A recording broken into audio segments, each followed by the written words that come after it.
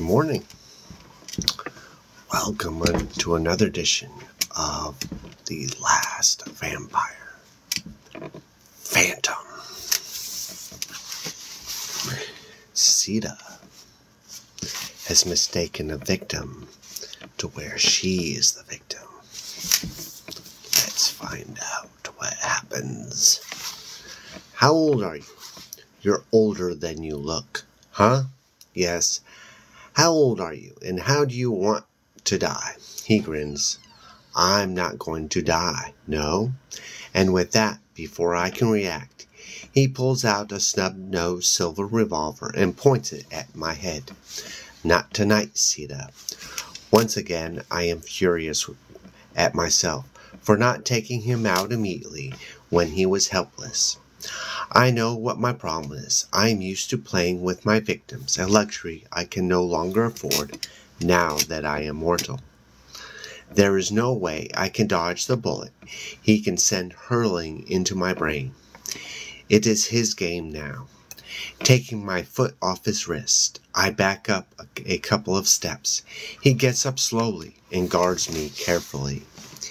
He is not one to repeat a mistake, as the odor of his house testifies. She could smell death.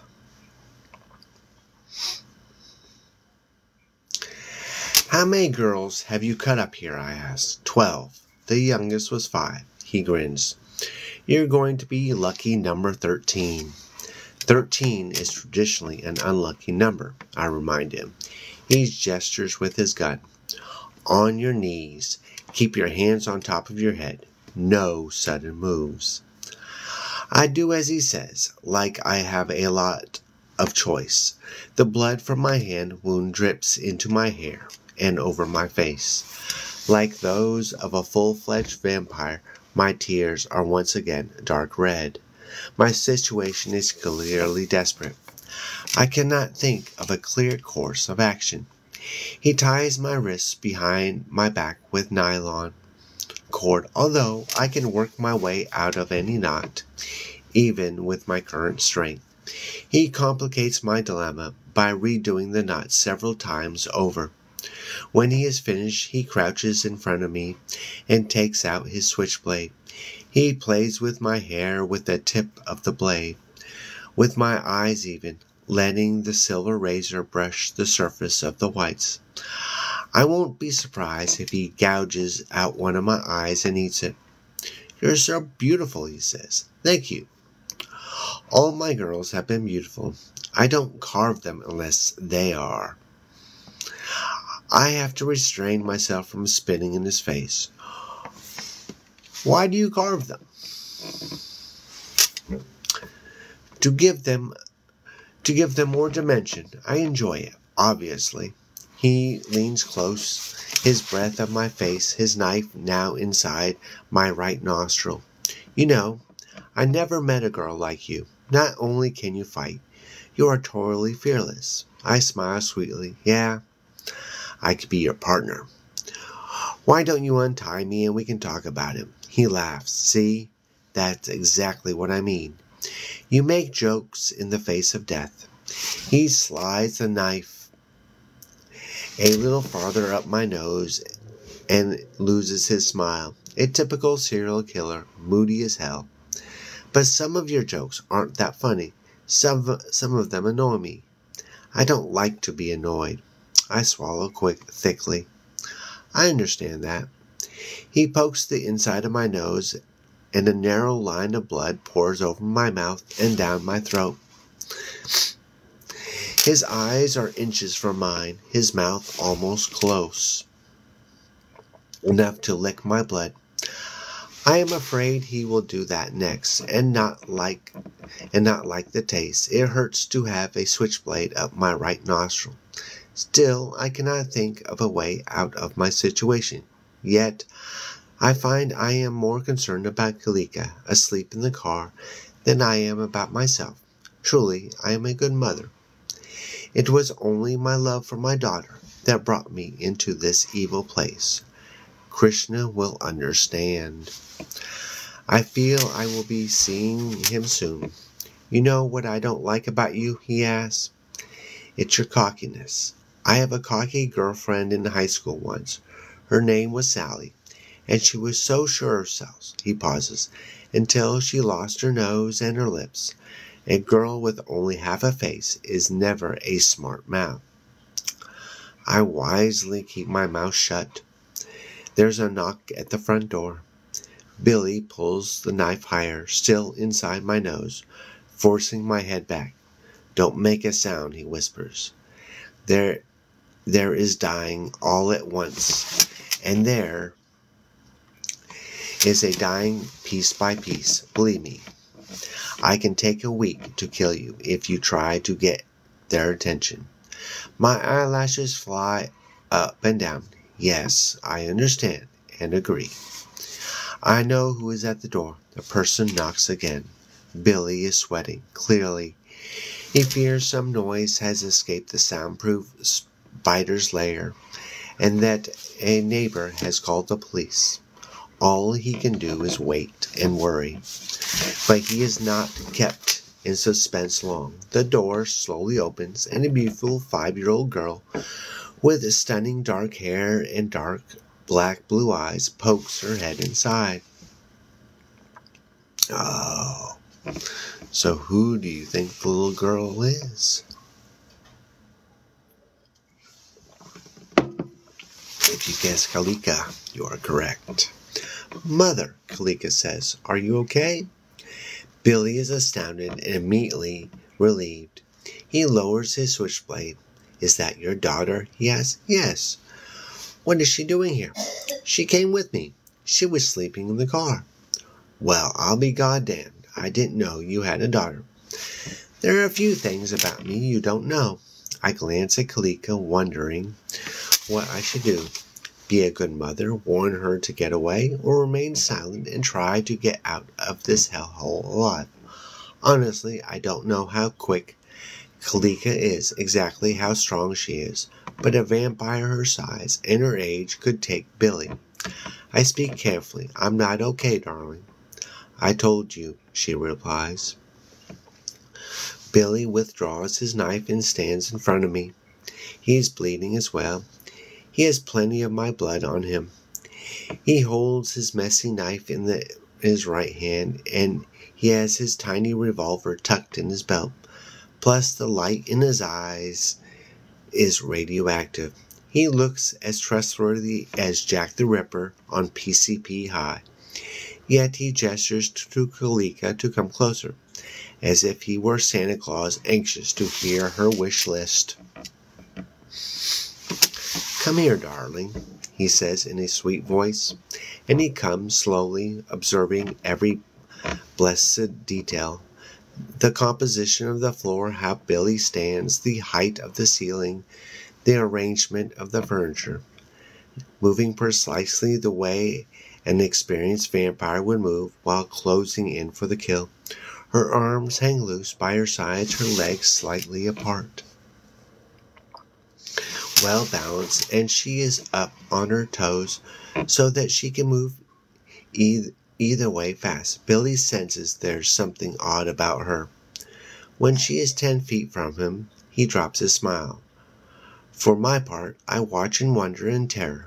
Only then do I realize the full extent of my love for my daughter.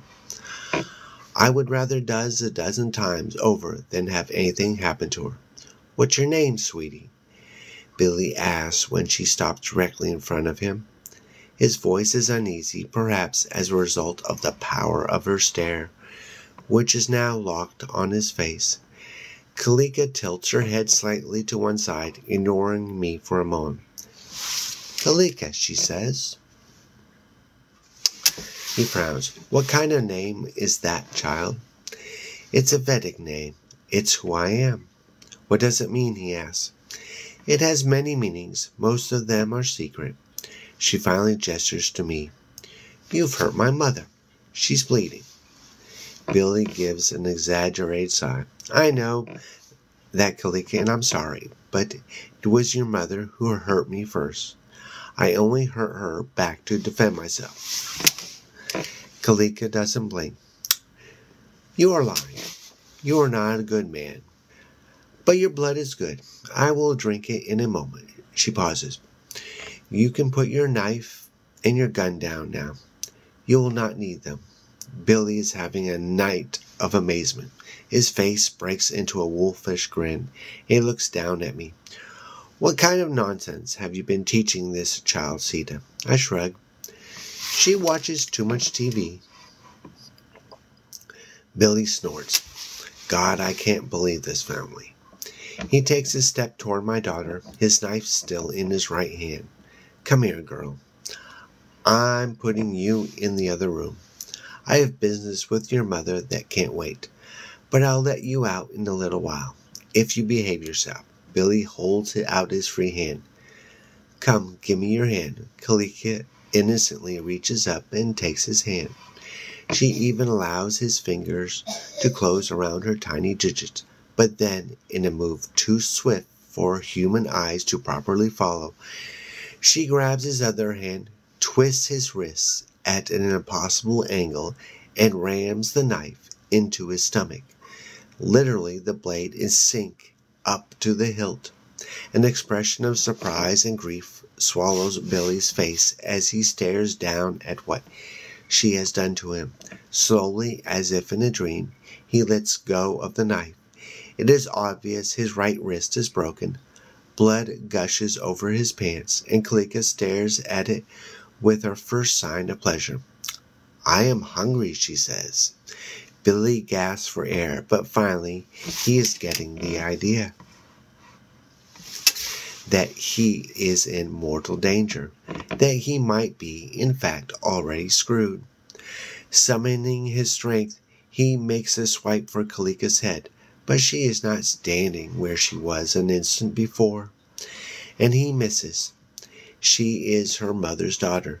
Twice she kicks with her right foot, with her tiny black shoes that I bought for her at the mall, and the cartilage in both his joints explodes, falling to his shattering knees. He lets out a pitiful scream. How can you do this to me? He cries. Kalika steps over and grabs him by his hair and pulls his head back, exposing his throat. The calm on her face is eerie even for me to see. If you understood the full meaning of my name, she says, you would have no need to ask. Billy dies piece by piece, drop by drop. Kalika satisfies herself before she releases me. Even I, Sita the Damned, cannot bear to watch. So, is her daughter evil? Only time will tell.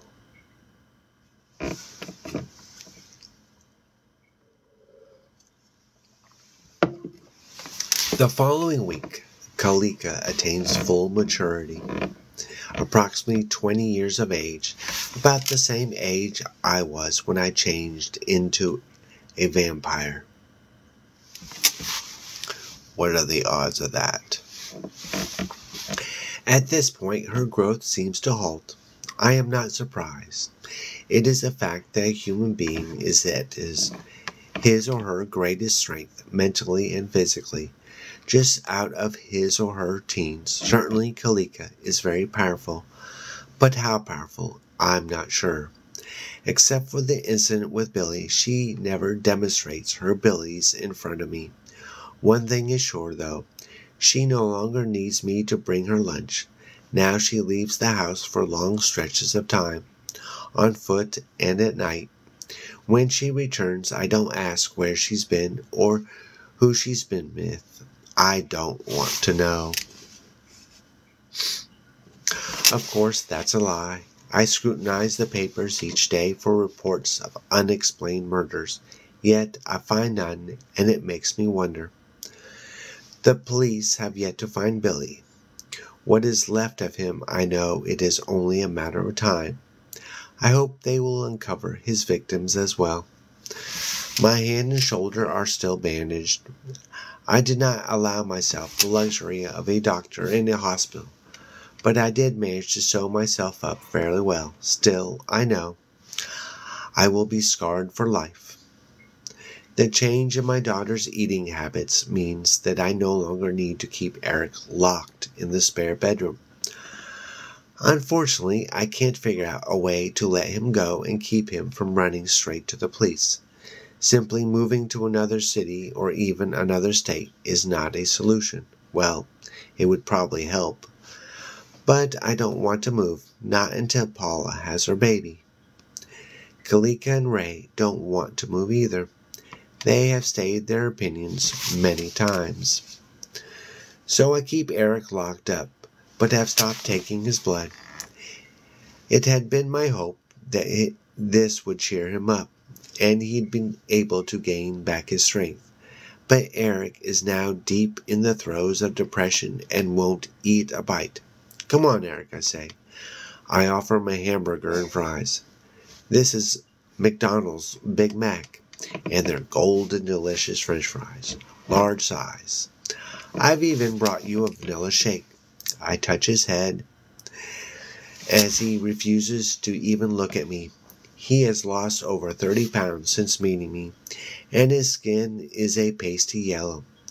There are black circles under his eyes from his grief, and from the times I hit him, his nose is still broken. He has trouble breathing, especially tied up as he is. I add gently, "You've got to eat something. You're just wasting away in here." "Then why don't you let me go like you promised?" he asks quietly. "I'm sick, you know. I'm really sick. I'm going to let you go just as soon as I figure out the logistics of the release. You understand, I have to worry about you talking to the police. I have to be long gone from this place before you are free."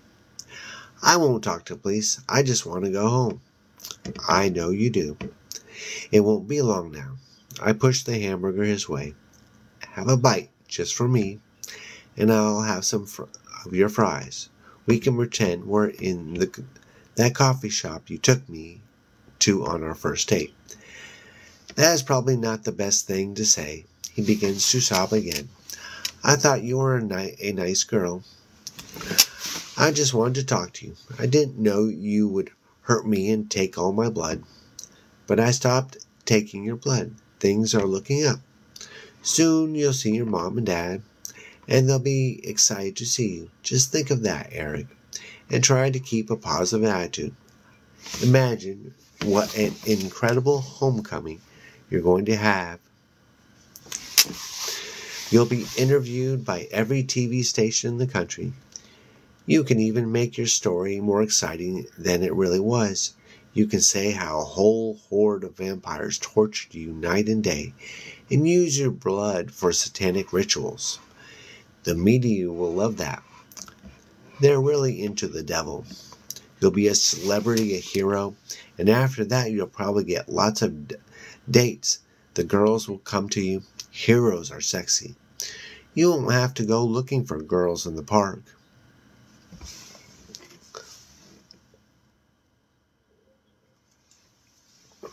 My pep talk is wasted on him.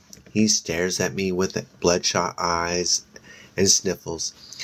"Even if you want to let me go, she never lets you." I pause. "Who's she?" "The one you've been giving my blood to." "I don't know what you're talking about." "I've seen her." You serve her and you don't know it. But I know she's not human. I've seen her eyes, the red fire deep inside. She drinks human blood, and she's evil. She nods like a man who has been granted a vision by God and won't be convinced otherwise. After she kills me and eats my guts, she's going to kill you and eat your brains. Well, I don't know what to say to that. Placing the hamburger in his lap, I leave the room. Ray is sitting in the living room. Kalika is in the backyard, sitting in the full lotus, meditating with her eyes closed in the bright sun, wearing a one-piece black bathing suit. She sits on a white towel in the center of the lawn and doesn't make a fraction of an inch or even seem to breathe. This is a new habit of hers, but I am afraid to ask what she meditates on. Perhaps her own name, or the secret forms of it. They are reputed to be powerful mantras. Ray looks at me. Is he eating? No. What are we going to do with him? I sit on the couch across from Ray. I don't know. Let him go? We can't let him go. Not now. Then we'll let him go later, I say. Ray shakes his head. I think that's a bad idea. It will require us to cover our tracks. He'll just give the authorities information we don't want them to have. Think about it a minute before you dismiss it. You said yourself that the government might still be searching for you. What are they going to think when they hear the story of a young man who was held captive by a beautiful blonde woman who systematically drained his blood? They'll put two and two together, and they'll start a manhunt for you unlike anything that's been seen in this country. Remember, they still want that vampire blood. I speak in a flat voice. What is it you want me to think about? Ray hesitates. Just get rid of the problem. Mean kill Eric and bury him in the backyard? I don't think we should bury him there. But yes, I don't see how we can let him go and expect to remain free ourselves. I smile as I stare at him. It is one of those smiles a salesperson gives to a customer. You know, something just occurred to me. What? I don't know who you are. Oh, you look like Ray. You talk like him, and you even have his memories. But honestly, I don't know who you are. Sita, be serious. You have to face reality. That's exactly what I'm doing. The Ray I met and loved would never talk about killing an innocent young man, no matter what the consequences to himself. The idea would never even enter his mind. And one more thing.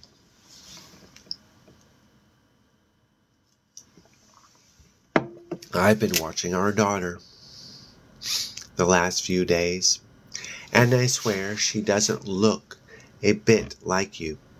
You don't share a single feature. How can that be? Ray snorts. You're the one who should be able to answer that question. You're the one who got pregnant. I wish I could answer. I believe if I could, many other questions would be answered as well, such as, I lose my smile. I don't know how much I should tell you. I don't trust you, and I'm not going to kill Eric. We'll leave here before it comes to that. I don't care if he does set the government on my tail. You will not leave here until Paula has her baby. Paula's baby is not the topic of this conversation. Also, I knows you're not responding to my accusations. You're not even trying to defend yourself. They're so ridiculous. What can I say? He glances down the hall. Eric has to die, and the sooner the better. Have you shared this with Gilligan? Yes. Does she agree with you? Ray is evasive. She didn't say one way or the other. She never says much. I straighten up and point a finger at Ray. But let's make one thing perfectly clear. If you so much as harm a single hair on Eric's head, you'll regret it. Ray is amused. You're not a vampire anymore. You have nothing to back up your threats. I'm not given a chance to respond. By chance, if anything is chance, a police car pulls into our driveway at that moment. Oh my goodness. I think that's a good place to stop for today. Oh wow. So, we're going to find out what happens when the police car arrives. And tomorrow we will continue our story of Phantom. Oh, yes. So for those of you who don't know, I usually start between about 5:40. So somewhere around there. And now it's self-promotion time. I am the YA horror author of Vampire Juice. It is a horror mystery adventure. This character-driven and fast-paced. It is reminiscent of Fear Street and The Lost Boys and Are You Afraid of the Dark? Now, here is a short snippet from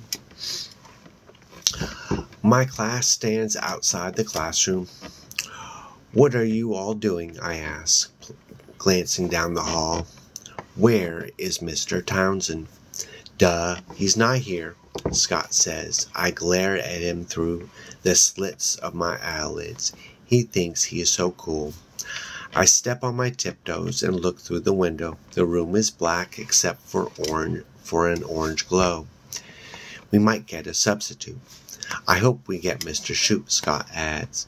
He's funny. Remember the time he showed the video of different animal fart noises?